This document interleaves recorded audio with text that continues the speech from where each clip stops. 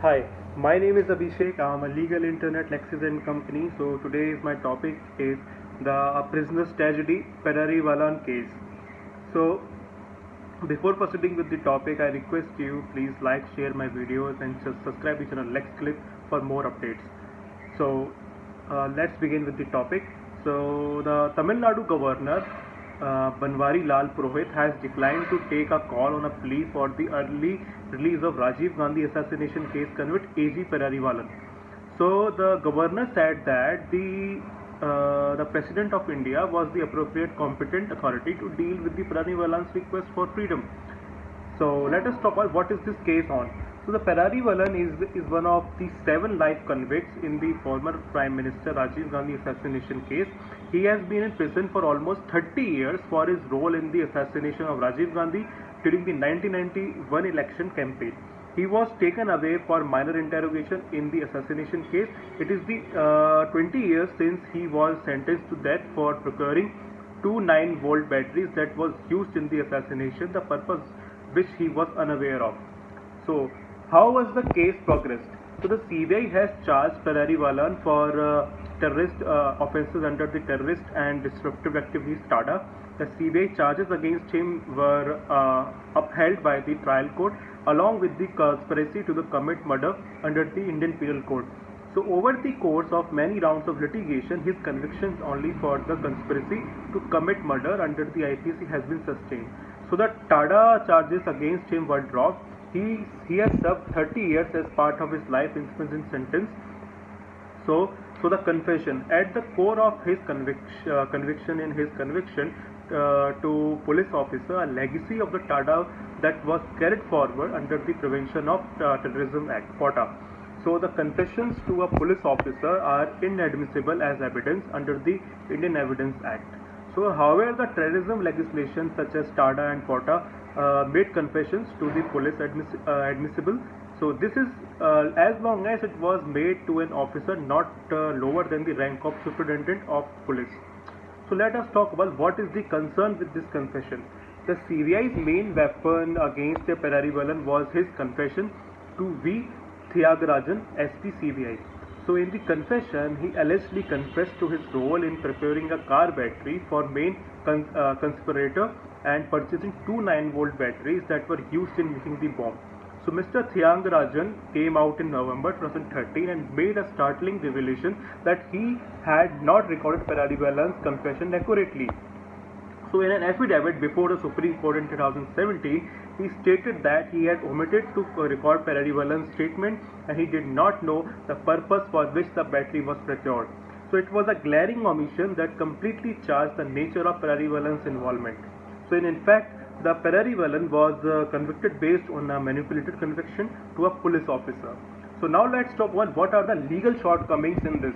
So the Supreme Court has dropped the TADA charges against the Perarivalan. Despite this, his confession, which was admissible only due provisions of the TADA, was then used to convict him for IPC offences. Beyond the untenable legal basis of his conviction, details of the broader investigation into Rajiv Gandhi assassination only exacerbates the injustice. So Justice M.C. Jain's report to Parliament in March 1998 identified massive gaps in the CBI's investigation. So this includes lack of clarity on the source and the making of the bomb. To address these concerns, the CBI constituted the Multidisciplinary Monitoring Agency (MDMA) in December 1998. It was tasked to conduct further investigations into the larger conspiracy and the origin of the human belt bomb used in the assassination.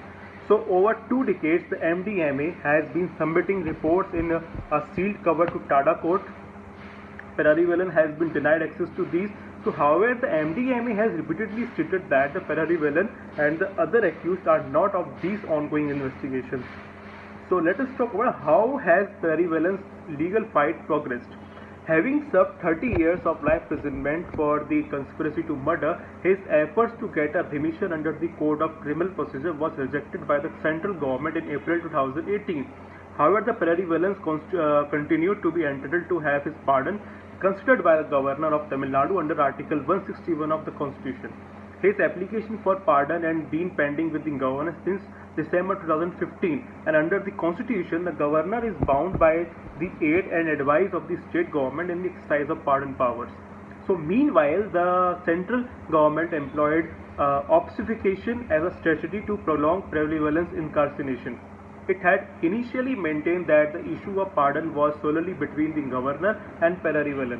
However, the center took a constitutionally untenable argument before the Supreme Court in December 2020, and it said that it was the President of India who had power to consider the Pereira pardon. Then on January 21, 2021, the center submitted to the Supreme Court that the governor would take a decision on Pereira pardon within a matter of days. So let us talk about what is the recent development in this case. On February 4, 2021, the center informed the court that the governor had finally considered the Pereira pardon, and the governor had decided that the president alone had power to consider such an application. So it is clearly an abdication of a constitutional duty and is unconstitutional to ignore the advice of the state government, which is the governor is constitutionally bound to follow. So what is worrying about this case? So the Pereira was 19 years old when he was imprisoned, and 30 years later he is still fighting for his freedom. So Pereira had his mother Arputham have been on a tireless crusade to end his incarceration. In essence, there is an acknowledgement at the highest level that the origins and the making of the bomb remain unknown. Yet, Pereira continues to be in prison for purchasing batteries used remains a mystery. At the heart of the injustice is in the fact that the government agencies have continued to insist on his incarceration despite being unsure of his role. It is a classic case of state agencies being unable to identify and arrest those at the heart of conspiracy, and it is sacrificed the lives of those who might have had a peripheral role at first.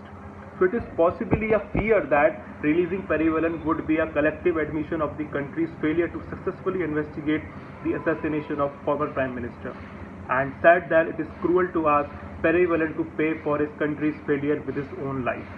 That's it. Thank you.